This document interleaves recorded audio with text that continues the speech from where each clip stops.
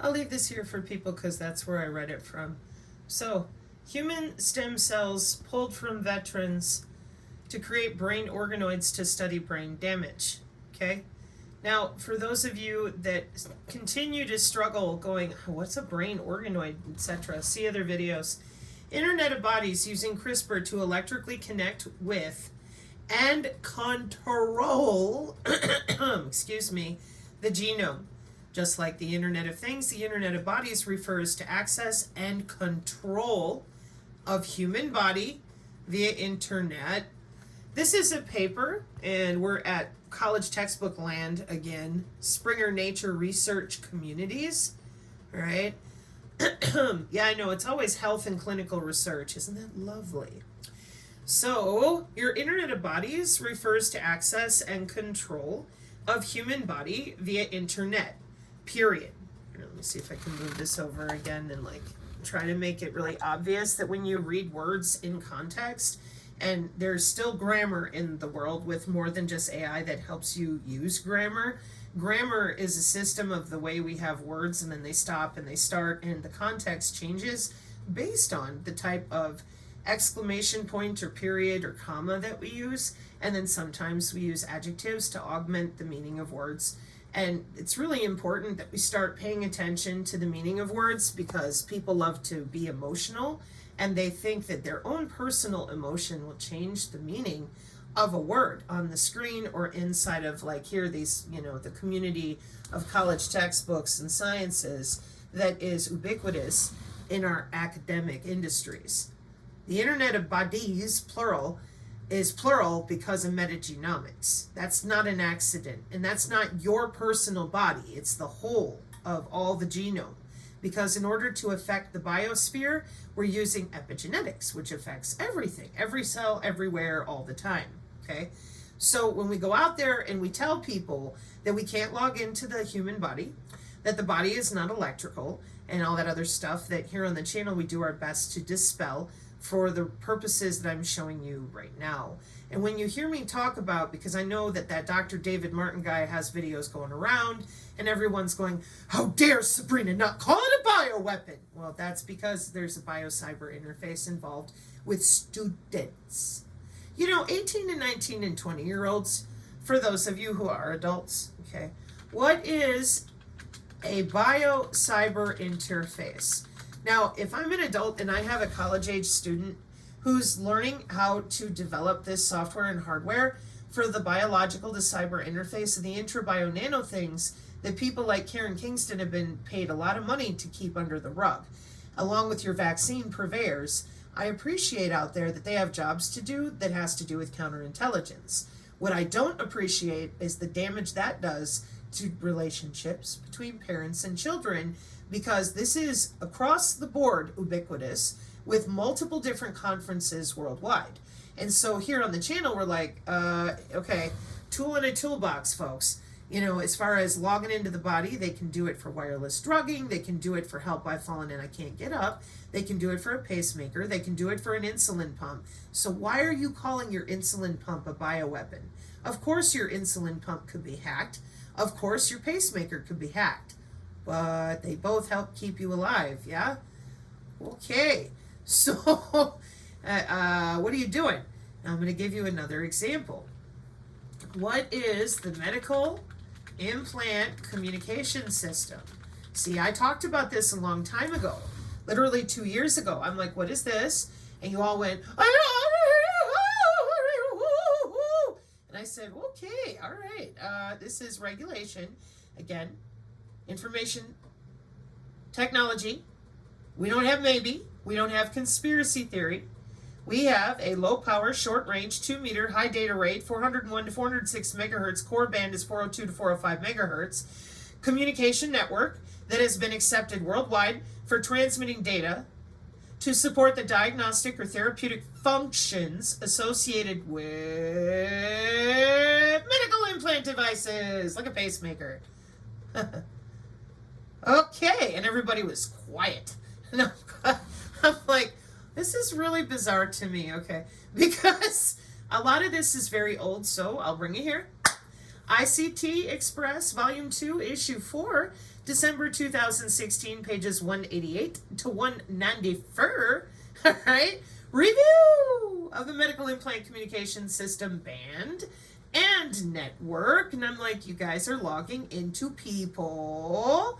Millions of people are affected by heart disease. And I'm like, yes, you have. An inductive link is the conventional method of providing communication between a programmer controller outside the body and the implanted device. And all I asked you out there to do was admit to the body area network on the Wikipedia that we log into the body both for medical and for other reasons since 1995. And the reason is because of this near field channel that could be an RFID chip, could be a wearable, could be a bunch of stuff, okay? Because we all know that our wireless earbuds and the Nintendo Wii and all these other things are about telemedicine and mHealth and healthcare, the implanted sensors in the human body collecting vital signs. The drone can go over your home and take your vital signs. You don't need to be walking around with your oximeter on your finger. The drone can take your vital signs without you wearing an oxygen meter walking around your house. And I said, you need to tell people HOW so they understand that you have their human anatomy on a button press written into an algorithm. And they all went, it was like the most amazing pervasive retardation wave hit the country. And I said, what's a MAC ID? All right, so where are we today? The same place, but hey, we're making progress. So here we are in pervasive computing, what everybody should know, October 2018. Your wireless body area network, excuse me, my pad's like, I'm not gonna make it, Captain. Connects independent nodes that are placed in the clothes on the body, under the skin, 802.15.6. In medical application, the W-band allows remote health monitoring of a patient over periods of time. Biosensors without any restriction to his activities. And, excuse me, the physical layer for the wireless body area network. The frequencies for the wireless body area network are regulated by communication authorities in different countries. The Medical Implant Communication Service Band is a licensed band used for implant, pacemaker, insulin pump. That's very important. For those of you out there who want to have fits, you need to grow up and understand this is for medicine. There is nothing about our Synergy channel that plays around with the conspiracy theorists. I'm sorry. I know that a lot of you are still very confused and minorly uncomfortable. Well, get used to being uncomfortable. It's the lay of the land right now. We're in the fog of war some more, and it ain't going to change throughout this year because they want to play with China. All right. So we have the Medical Implant Communication Service as a licensed band, the Wireless Medical Telemetry Services licensed band on the industrial, scientific, and medical bands, and your ultra-wideband that are able to support high data rate so that they can use other types of services like the haptic gear, the precision AI healthcare that we're going to talk about in just a moment. So when, here on the channel, we tried to help you understand the easiest way that any of us could think about it was here, turning the body into a wire, because these are biomedical engineers. Okay, that's why it says biomedical up here. And they're using your body itself to transmit data. And in 2007, Vice President Dick Cheney ordered his doctors to disable the wireless signals to and from his internet-connected pacemaker. And we recently showed Barnaby Jack, the Jack Potter, and I talked about why it always makes me upset talking about Jack. And then we showed from the Disney Channel, thanks to the odious obfuscation that has still been going on, that everybody knows about the development of these technologies, just like Pokemon Go, to safeguard sensitive data, turn flesh and tissue into a secure wireless channel. You say, what is a wireless channel? Well, this is about your Wi-Fi, your phone. A wireless channel is a frequency range that allows wireless devices to communicate with each other, like your Wi-Fi and your Bluetooth. So they turned your body into a channel that will transmit wireless data. And they did it for things like magnetic human body communication at the Disney Channel. This will be things that if you're not used to the channel, when I talk about inductive coupling, we're going to put an additional magnetic or electrical stimuli outside your body, and that's going to affect the inside of your body physically. It's part of biophysics. It's called bioelectromagnetics. Magnetic human body communication refers to a technology where magnetic fields are used to transmit data wirelessly through the body. And everybody went, oh, Curly in photography. And I said, no, I am so sorry. Intelligence, surveillance, and reconnaissance, not hee-haw. Purdue University. And everybody went, but wait, I thought the aura was spiritual. And I said, no, that's the playground of your radio frequency and electrical and biomedical engineers. These are jobs. Oh, and as you can imagine, we didn't like that. No, no, no. When you tell people that they are available to somebody with a remote control and that they've been under our skin for 30 years already, and not only is there no way to turn it off, get off a database, now it's ubiquitous and it's part of your new healthcare with the Internet of Medical Things. And to make matters all the worse, because they kept lying about, I have a solution. And I'm like, it's a warfare doctrine. I don't know what you're talking about. Biosensors are not real. And I'm like, whoa, that's not good. We're going to have some learning to do. It's already difficult enough to be like, you paid for this for 20 years of converging your body with the internet. Not me! The DOD left me out. And I'm like, it's a warfare doctrine. Nobody's left out. Could you tell me how the drone hunts your bone? I don't know what you're talking about. And I thought, well, that can't be as widespread as they're trying to make it seem. And then we had the drones in New Jersey, and everybody went, ah! And I went, oh no. I guess it's as bad as I thought. So thank the Lord, literally. West Virginia education, here we go again.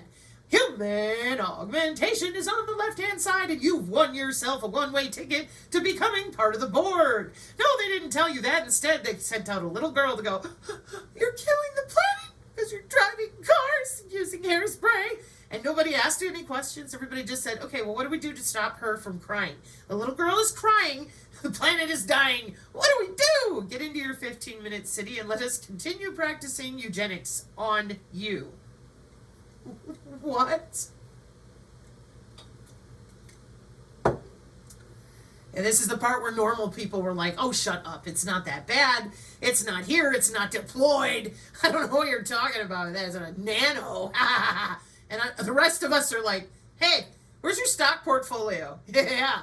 What are you investing in? Because what we're talking about is like the biggest levels of money and market share in our country and worldwide. Why are you lying about it, man? You've been spending our tax dollars on this for 20 years. Come on, just talk about it. Ain't no big... And crickets. So, here on the channel, we're like, it's right there. Greta! No. On the left. No, go to the left. Yeah, on the left. It says human augmentation, and then right underneath it, it says health. And all of us on the channel are like, why is this so hard for people? Oh, the bank account and the market share. And then they said, no. And we're like, dude, listen, two things. Number one, it is a warfare doctrine, all right? The Chinese are talking about it with the DEF CON last year. We're good. Those of us in cybersecurity with a threat landscape who admit the cloud, the edge, the fog, the Dodin, the Cora, okay, and all the sensor systems with SOSA, OSA, CMOS, and FACE, we're good. We got it. It is a warfare doctrine that you don't want anybody to know about with 3009 and friends. And then there's the sensors that are ubiquitous, 50 years old. You don't want anybody to know about that. You don't want them to know about how much money they're making in the graphene flagships. And we're like, all right. But see, there's a problem. They don't know that their butt is tethered to someone else's remote control on the cloud for that remote patient monitoring and behavior modification. That's the problem. And everybody said, no, we don't need to tell them. And here on the channel, we're like, oh, get me off the database. And we're like, That's not going to happen. This is for human augmentation. They've already practiced soft robotics on human bodies for things like what you see in front of you. This is a biological to digital convergence that is worldwide. They lied about it so that they could get it done. And as long as we continue to allow those stories about UFOs, little green men, to hold everyone's attention, we're in real trouble, because this is built off of the Internet of Medical Things, which brings us full circle to what I'm trying to help you understand, which is we're running computer data through your body. We're saving your electronic health records in your skin and your body, and we're not even allowed to talk about enhancing these human abilities, supporting continuous body monitoring. And the reason we're not might have a lot to do with things like this. I said, where'd you get your R&D from? Research and development for all your organoids and organelles, brain in a jar. Silence. You're too angry, Sabrina. And I said, you just wait. When you find out that what I'm telling you is real and not me crying and being Jesse Chabot or Kathy O'Brien upset, you're going to be upset, because you're going to find out that they've been doing this to everybody and they literally do not care, because they're eugenicists. And you guys keep calling it new things. I think the newest one is biogenetics. Yeah, that's a eugenicist. That's using genetics to weed out the herd. So there's your brain in a dish. Boy, you're looking good in there, aren't you? All your neurons booting and scooting around. And I'm like, are you going to tell people you're doing this? No, we're going to tell them we're going to upload them to the cloud. Like with the same Montauk chairs that you scared the crap out of people with and murdered a bunch of people with in the 70s and 80s and 90s? Hello? Silence. Okay.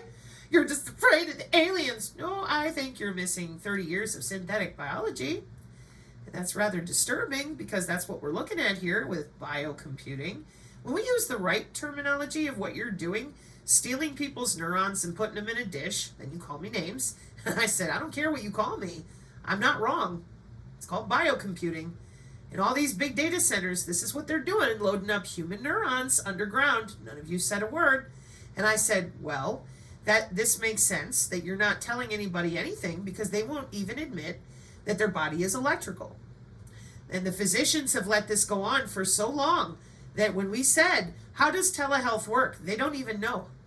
This is 2014 with big analytics, bioinformatics, integrated disease surveillance, and all these biosensors, smart sensors, Abilify with electroceuticals, and none of them would talk.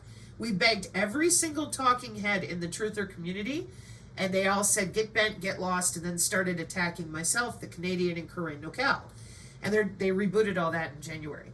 So your digital twin here with the IBM and your cybersecurity, your Gartner and Deloitte, your blockchain, it ain't going nowhere. It's not only for bodies, it's literally for everything that we do. And the modeling software is, I show it direct from the Pentagon all the time, because this is personalized medicine. Okay, now 18 minutes into going back over what every synergist already knows, right? So here we go. Now, I get here to the X. I see this loaded up, and I'm like, who are you? Courtney Hunt, MD, called to schedule an appointment. What does it say? Right away, I'm on the front of the page, and it says, revolutionizing genomics. There's that next generation, right? And I said in my little intro, I'm like, very honest. The lady is very honest. Why do I appreciate that? Genomics. Let's see, we're on page 48. I got to go back up here to all the little red numbers. Look at WG2 on the left-hand side. What does it say? You bet your bottom dollar. And metagenomics is right above it. So, immediately for me, I'm like, whoa, okay, let's talk about this. How are we different? This is inside their genetic protocol. Today, most nutrigenomic tests that have been brought to market involve testing and recommendations for types of food to eat and types of exercises to do. They also include simple answers like genes for sugar cravings or lactose intolerance. Genetic protocol delves deeper into single nucleotide polymorphisms and their complex biochemical interactions that lead to problems like inflammation, autoimmune disease, brain fog, anxiety, pain, memory loss, depression, and insomnia. So paired with Dr. Hunt's years of experience in the field, you find a personal roadmap. Yeah, genomics. But she ain't hiding it. Let me click back for you. Okay? Your spark is light. The quantum mechanics of human creation.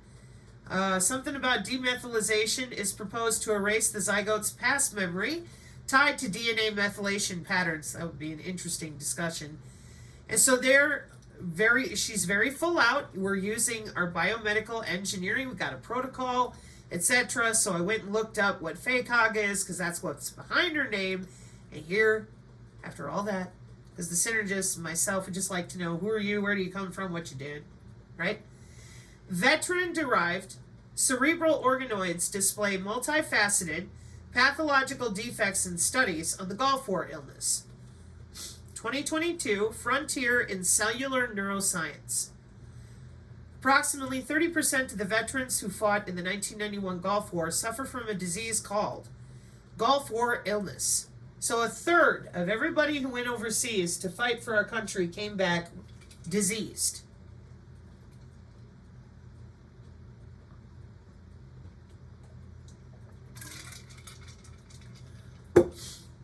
Is this the part where we say thank you?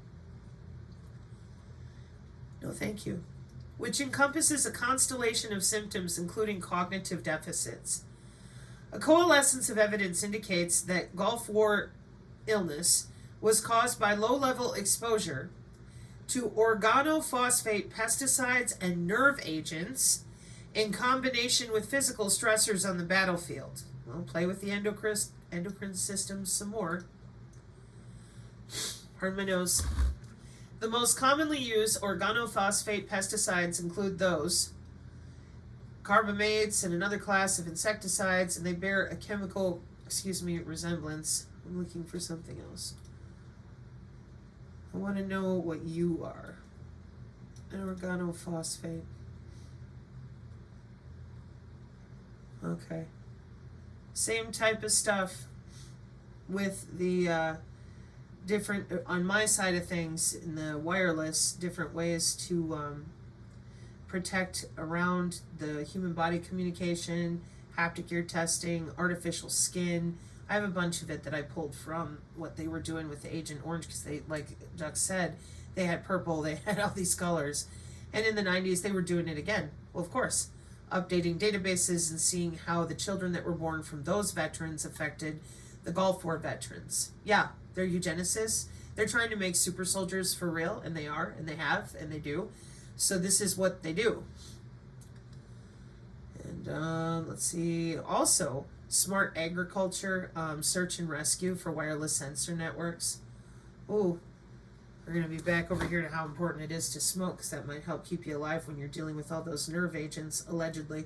It's an acetylcholine thing with neurotransmitters. I said allegedly. Don't be jumping up and down and start smoking cigarettes and then blaming other people for choices that you make. That includes any doctor out there talking, etc. You make your own decisions. You don't blame what you're physically doing on other people. Thank you very much. We do not provide medical advice. We read.